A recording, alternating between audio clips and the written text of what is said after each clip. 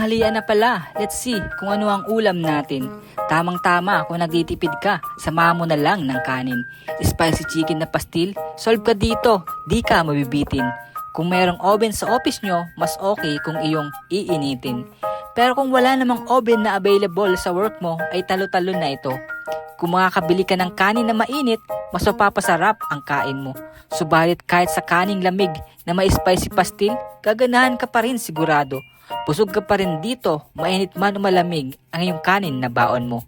Ito yung ulam na pwede mong tipirin, pero mapapadami pa rin ang iyong kain. Sa extra rice nga lang, di mo talaga mapigilan ang iyong sarili na umulit pa rin. Yan ang ulam na sok sa budget, kaya naman subukan mo na.